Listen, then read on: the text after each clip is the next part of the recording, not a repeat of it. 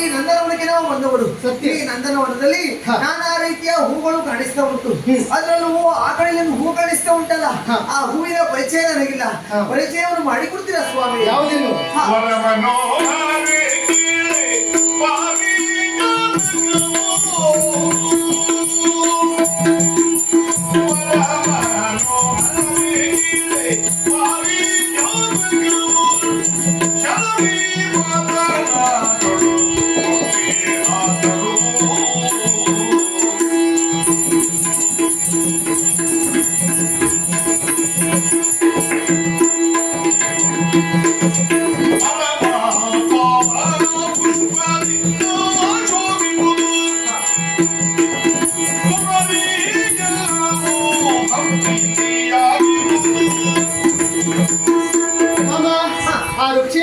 ಕೇಳೋದು ಮುಂದಾಗ್ತಾ ಇದೀಯಾ? ಹೌದು. ಆ ವೃಕ್ಷದ ಬಗ್ಗೆ ಹೇಳಬೇಕು ಅಂತ ಆದ್ರೆ ಹಿಂದೆ ನಡೆದ ಘಟನೆಯನ್ನು ಹೇಳಬೇಕು.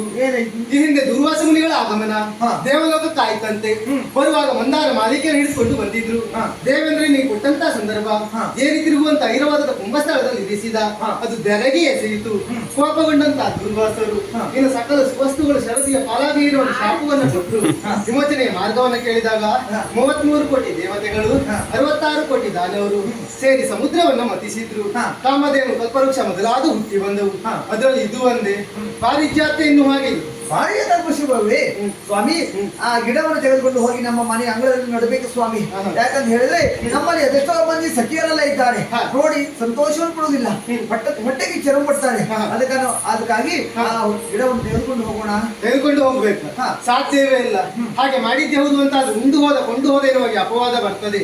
ಅಷ್ಟು ಮಾತ್ರವೇ ಅಲ್ಲ, ನೋಡಿದ್ಯಾ ವನದಲ್ಲಿ ವನಪಾಲಕರಿದ್ದಾರೆ. ನೇರವಾಗಿ ಇಂದ್ರನಿಗೆ ಹೋಗಿ ದೂರನ್ನು ಕೊಡ್ತಾರೆ. ಆತ ಸೇನೆ ಕೂಡಿಕೊಂಡು ಬರ್ತಾನೆ. ಸ್ವಾಮಿ, ಈ ಸತ್ಯಭಾಮ ಇರುವಾಗ ನೀವು ಯಾಕೆ ಹೆದರಿಕೊಳ್ಳುವುದು? ನಾನಿದ್ದೇನೆ ಸ್ವಾಮಿ. ಬೇಕೇ ಬೇಕಂತ. ಹೌದು.